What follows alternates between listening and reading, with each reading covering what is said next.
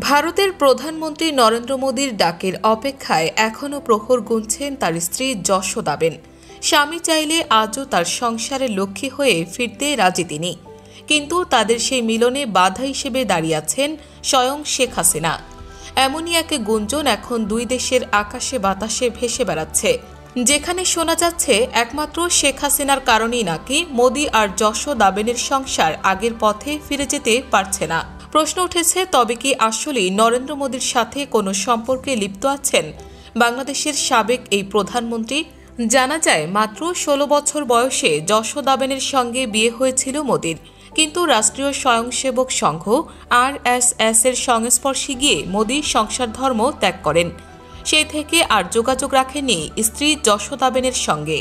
২০১৪ সালে দীর্ঘ ৪৫ বছর পর নরেন্দ্র মোদী তার স্ত্রীকে স্বীকৃতি দিয়েছেন গুজরাটের ভদোদরা আসনের জন্য মনোনয়নপত্র জমা দেওয়ার সময়।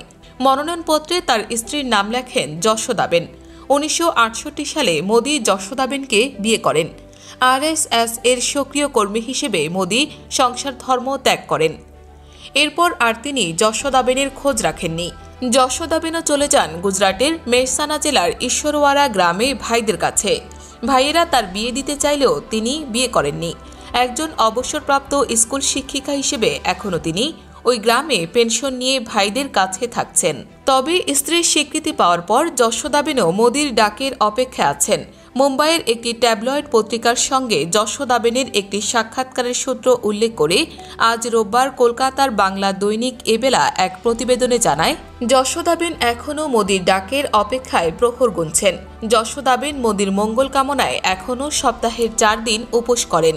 তবে তিনি জানিয়েছেন, প্রধানমন্ত্রীর স্ত্রী হিসেবে সরকারি মর্যাদা পাওয়ার কোনো বাসনা তার নেই।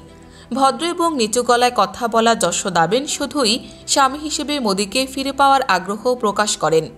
কিন্তু অনেকের মতে সে রাস্তায় একমাত্র বাধা শেখ হাসিনা।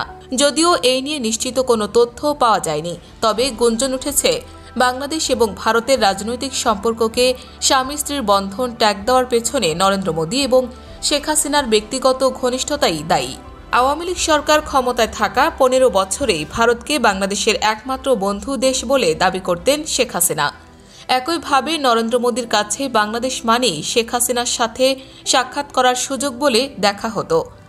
এই সম্পর্কে তাই শুরু থেকে বিতর্কিত।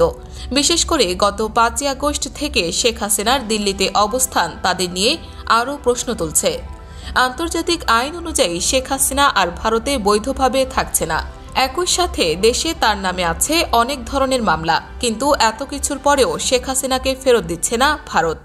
এখানেই সবার ধারণা, নিজের স্ত্রীকে ছেড়ে দিলেও শেখ হাসিনাকে ছাড়তে নারাজ ভারতের প্রধানমন্ত্রী।